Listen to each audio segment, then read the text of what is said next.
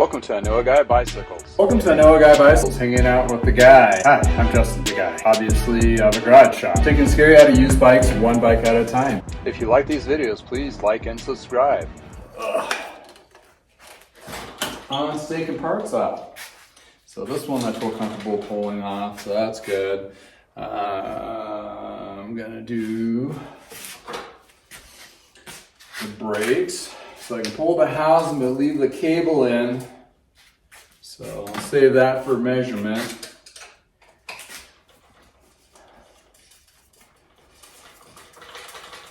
And I do apologize now because this videos on this particular series on this bike are going to be a little bit longer because there's just so much to go over.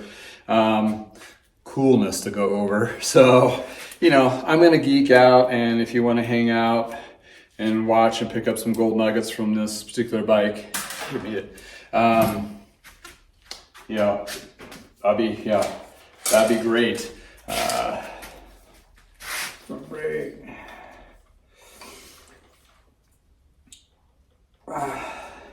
So Klein was a company, when he started building bikes in the 80s and 90s, it was in Chehalis, Washington. And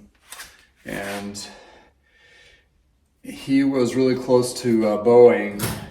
Boeing is out of Washington, Seattle, and Chehalis is pretty in close proximity to it. And he used a lot of believe it was Boeing aircraft aluminum materials with combination with the, what do you call it? Granulate tube process.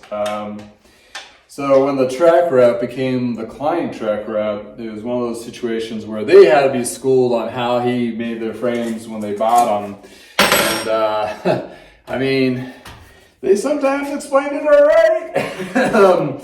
You know, reading on it lately is a little bit different than what I remember. In memory, it's like, you put it in a hot bath oil system and drew the tubes out where they changed the shapes.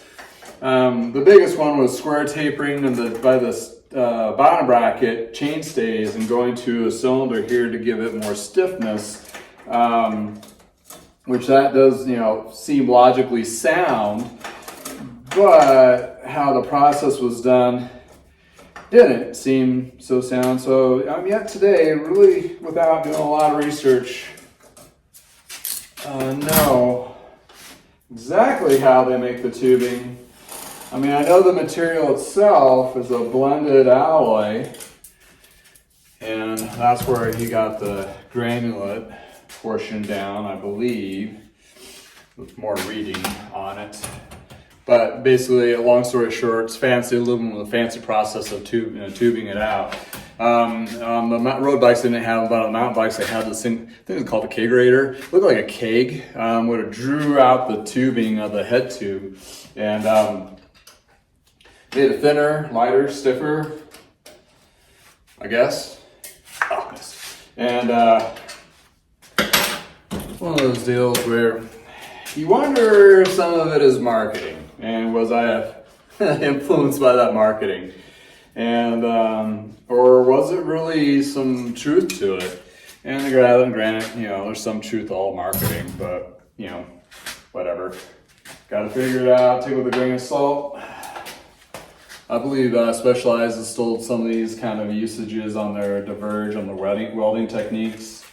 They had some other fancy guy that did it, or something similar. It seemed similar to me when I looked at it. I was working at a Specialized dealer, that kind of thing. So I'm gonna hold off on taking, I can take those off, just leave the cable still in there and be replacing those. So I wanna make sure that's dandy. Take the pedals off. Oh, sorry, slotted 15 millimeter. I thought they were an Allen.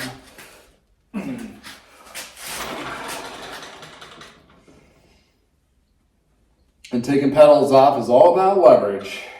Sometimes these boogers get on there. At the point I have to use a big old 3-foot cheater bar. Get those off.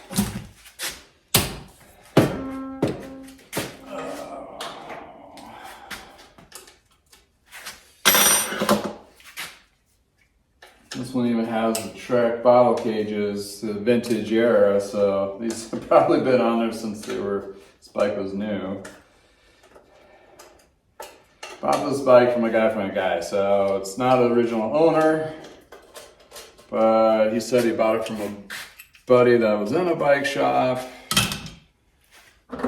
So I like to use a little strainer here to put the little parts so I don't get lost in that sauna cleaner, which I'm fishing out. So far it's looking pretty good. You know, some scuff edges up here. Hopefully I can make it less noticeable by detailing. I think this frame is pretty good. When I inspected it, it was in pretty good shape. Nothing that stuck out that was questionable, as in compromise.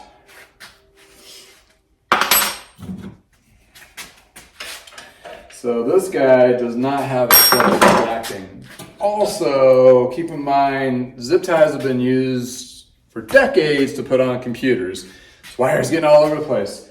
Keep in mind though, this one has a little sharp edge on it, and it get clipped close enough, and you can cut yourself. Even though it's old, you can still cut yourself on this little guy that's still sticking out. So what I like to do when I cut these is try to get them down as low as possible, so there's really nothing there.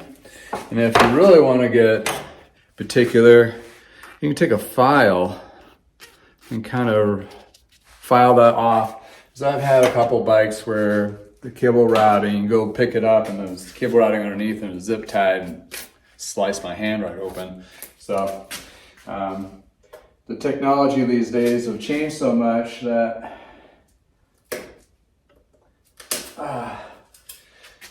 you really don't need that many zip ties on that. And you notice where I cut that was underneath. If I do end up scratching the frame, it's not a noticeable area. And also there's a little gap where that cable is on there. And this guy is old and obsolete, so we're just gonna send it down the river. Oh man, there's a lot of sticking out. Man, I'm surprised. I bet somebody cut themselves several times on this bike. Unfortunately, this looks like it was professionally done, but without the professional touches.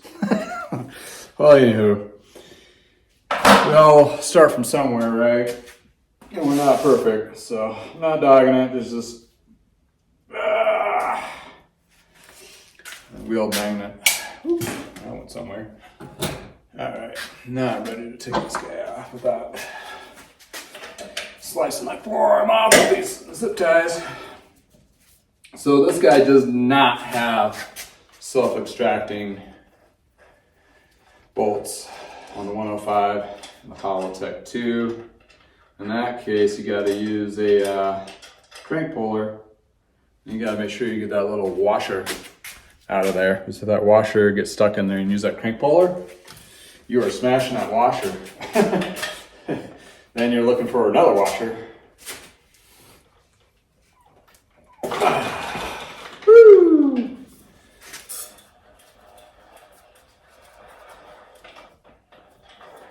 And if you can't get that out by just pulling that out, I have these little tools here from Park, which is, you know, we used to use spokes to bend them, but it's nice to have the real deal. Just makes it easier to take those guys out. Plus it makes your tool wall look pretty. Gotta like that. All right. The CCP 44. It's different crank puller than the other one, because the other one's for square taper. This one's actually for the Ultegra, which is a little bit wider surface area. Sometimes these little boogers get wedged in there, then you gotta tap them out gently. It's always good to have a little bit of threaded grease on there. This one's already been pre-greased from being used so much. You wanna tighten this down so it's all the way flush to the bottom portion of the crank. Then you can start using the torque, or it actually leverages itself. Okay, using the trick. Use a little toe strap. will hold the crank arm in place. Something I learned recently. In the last decade. So you're not fighting it so much. And the reason why this is so short is so you can take the crank off with the pedals still on there. Personally, I would be able to take the pedals off every time because that's super easy, as you just noticed, and they have a little more leverage. But hey, that's me. So if you're a parts builder out there, note to self, maybe have something that extends out. I don't know. Something not as hard. Oh, I still need that. And it's still in there. Okay.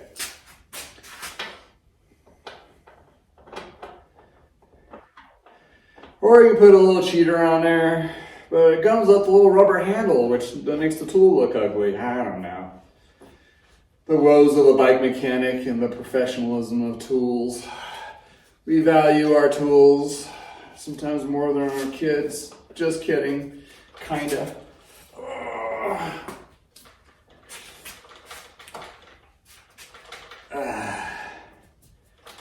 Gotta extract that out.